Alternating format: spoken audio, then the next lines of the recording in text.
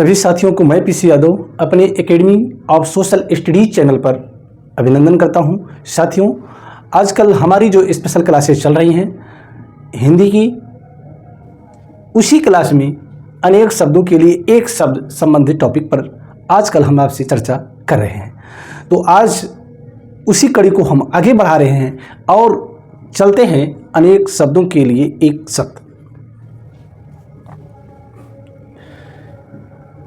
यहाँ हमने एक तरफ सेंटेंस को लिख दिया है और इससे जुड़ा जो शब्द होगा उस तरफ आपके साथ लिखेंगे और आप हमारे साथ वीडियो में बने रहें और आप देखेंगे कि आपके कितने प्रश्न सही होते हैं और जो सही नहीं होते हैं तो उन पर आपको गंभीरतापूर्वक तैयारी की ज़रूरत पड़ती है। तो करें शुरुआत प्रश्न नंबर 1 से। प्रश्न नंबर 1 क्या है? जो कानों को सुनने में कटु लगे। ये सेंटेंस है, जो कानों को सुनने में क्या लगे? कटु लगे। किसी ने कहा है कि मधुर वचन है औषधि, कटुक वचन है तीर। तो यहाँ सेंटेंस क्या है कि जो कानों को सुनने में कटु लगे, उसके लिए एक शब्द उपयुक्त क्या होगा? उसके लिए एक शब्द उपयुक्त होगा कर्णकटु। कर्णकटु।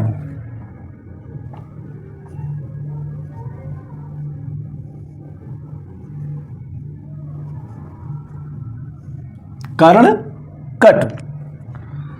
जो कानों को सुनने में कटु लगे वो कहलाता है कर्णकटु। प्रश्न नंबर 2। जिस स्त्री के एक ही संतान होकर फिर कोई संतान ना हुई हो।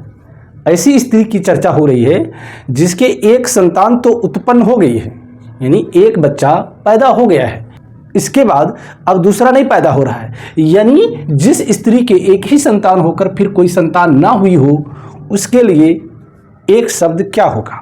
उसके लिए एक शब्द होगा काकबंध्या। काकबंध्या।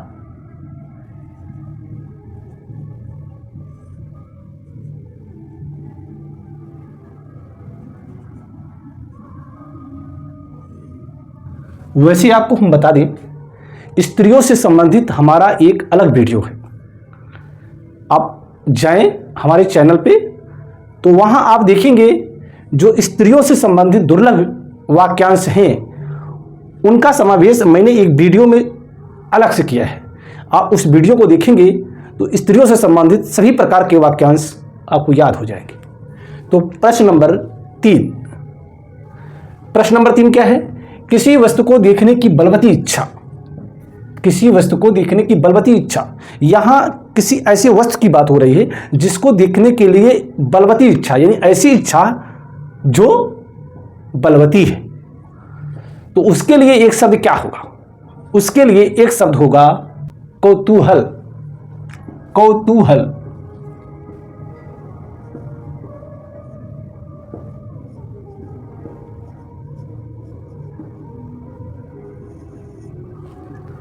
उसके लिए एक शब्द होगा कौतूहल। अब चलते हैं प्रश्न नंबर 4। प्रश्न नंबर 4 क्या है? प्रश्न नंबर 4, कुश के अग्रभाग के समान। कुश के अग्र के समान तीक्ष्ण बुद्धि वाला। कुश का जो आगे का भाग होता है बहुत ही तेज होता है, यानी चुभने वाला होता है। तो कुश के अग्र के समान तीक्ष्ण बुद्धि वाला क्या कहलाता है? उसके लिए एक शब्द उपयुक्त है। वह शब्द क्या है? वह शब्द है कुशाग्र बुद्धि। कुशाग्र बुद्धि।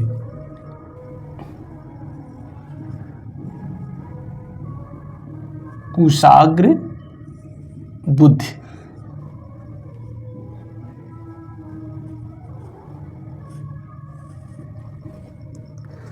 जैसा कि आप देखते होंगे समाज में, जिस किसी बच्चे की या किसी भी व्यक्ति की बुद्धि तेज होती है तो उसको ये कहा जाता है आम जनमानस में फला कुशाग्र बुद्धि वाला व्यक्ति है। प्रश्न नंबर 5। केवल पेट भरने वाला। केवल पेट भरने वाला। यहां ऐसे प्राणी की बात की गई है जो केवल पेट भरता है, उसे पेट भरने से काम है और किसी काम से उसका मतलब नहीं है। तो केवल पेट भरने वाला क्या कहलाता है? वो कहलाता है कुछ भर, कुछ भर।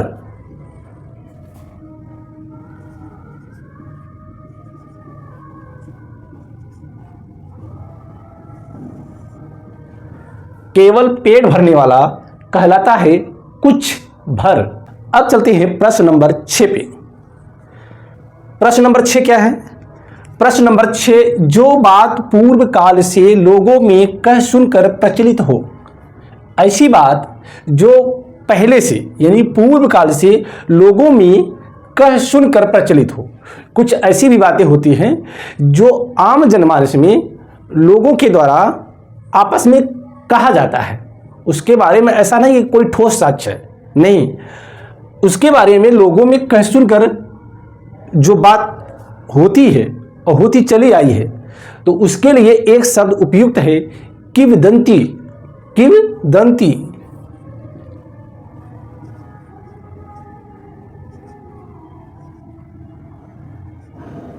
किंवदंती। जो बात पूर्व काल से लोगों में कह सुनकर प्रचलित हो, उसके लिए कहा जाएगा किंवदंती। प्रश्न नंबर 7, जो यह समझ नहीं पाए कि क्या करें क्या ना करें। ऐसी व्यक्ति की बात की जा रही है जो यह समझ ही नहीं पा रहा है कि क्या करें या क्या ना करें, क्या करें क्या ना करें, ये कैसी मुश्किल है। उस व्यक्ति की बात है जो ये डिसीजन नहीं ले पा रहा है, ये निर्णय नहीं ले पा रहा है कि क्या करें क्या ना करें। उसके लिए एक शब्द है किम कर्तव्य विमूढ़।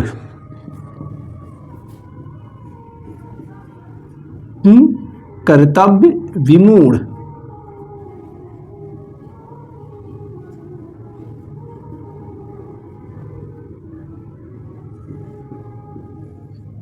कर्तव्य विमूढ़ यानी ऐसा व्यक्ति जो यह समझ नहीं पाए कि क्या करें क्या ना करें, उसके लिए एक शब्द उपयुक्त है किम कर्तव्य विमूढ़। अब देखते हैं प्रश्न नंबर 8। प्रश्न नंबर 8 है, कार्य संपन्न होने पर जो अत्यंत प्रसन्न हो। ऐसा व्यक्ति जो किसी कार्य के संपन्न होने पर अति प्रसन्न है यानी अत्यंत प्रसन्न है, उसके लिए एक शब्द है कृत्य।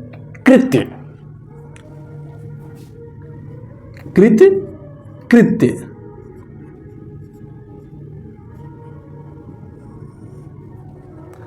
कार्य संपन्न होने पर जो अत्यंत प्रसन्न हो, उसके लिए एक शब्द है कृत्य।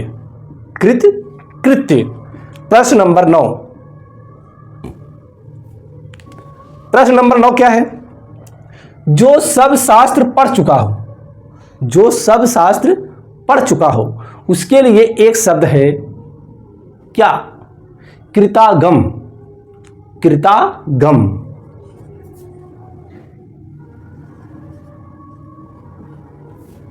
कृतागम। जो सब शास्त्र पढ़ चुका हो, उसके लिए एक शब्द उपयुक्त है कृतागम। अब देखते हैं प्रश्न नंबर 10। प्रश्न नंबर 10 क्या है? करने योग्य व ना करने योग्य कर्म। ऐसा कर्म जो करने योग्य हो व ना करने योग्य हो, उसके लिए एक शब्द क्या होगा? उसके लिए एक शब्द होगा कृत्याकृत्य। कृत्याकृत्य।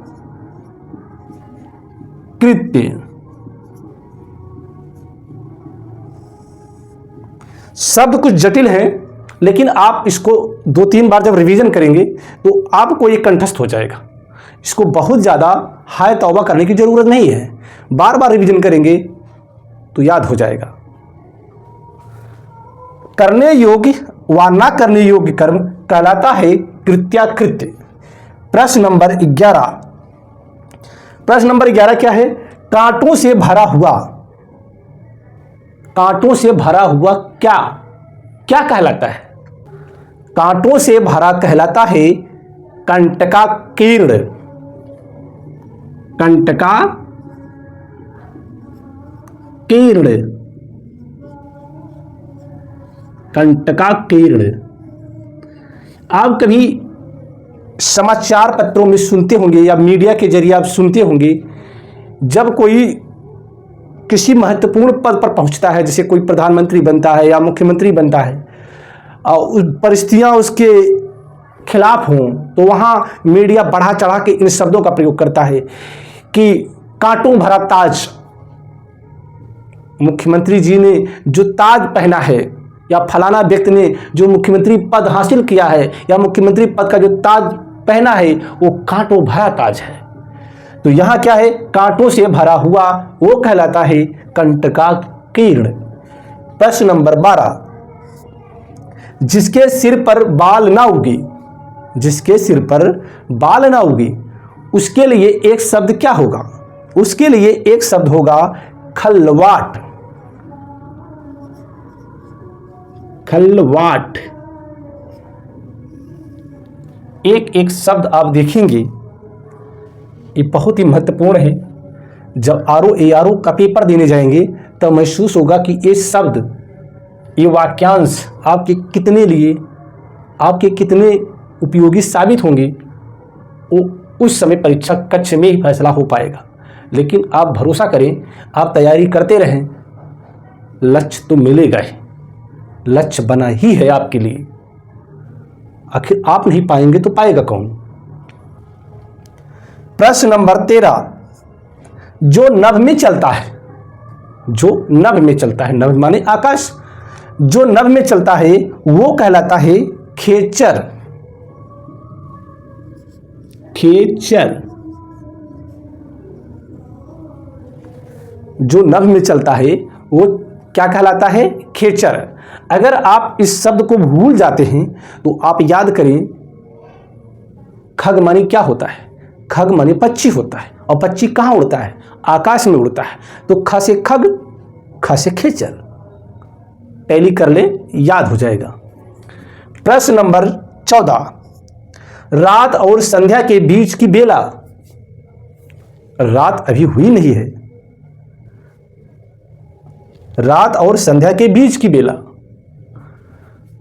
रात और संध्या के बीच की बेला क्या कहलाती है? वो कहलाती है गोधूली, गोधूली,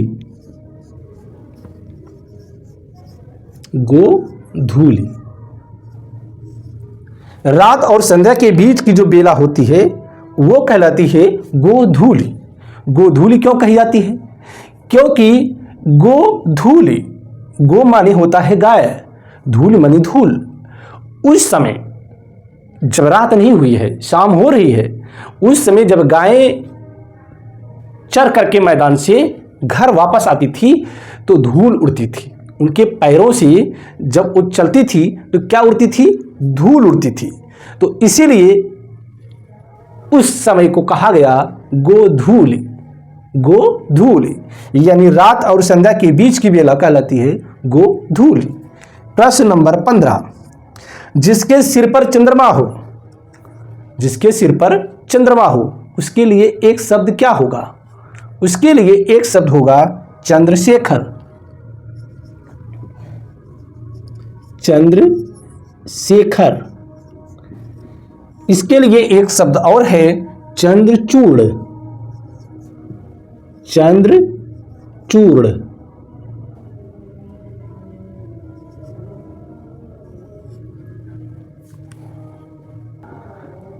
चंद्रचूड़।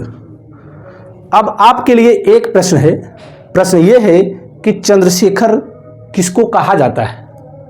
अब चंद्रशेखर आजाद की बात नहीं कर रहे हैं, हम किसी राजनेता की बात नहीं कर रहे हैं।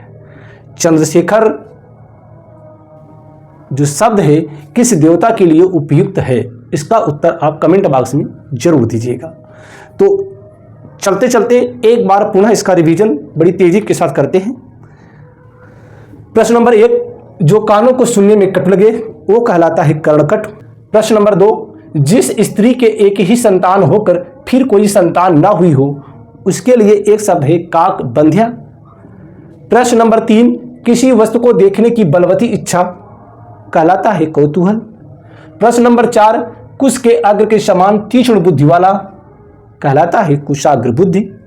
प्रश्न नंबर 5, केवल पेट भरने वाला वो कहलाता है कुच्छ भर।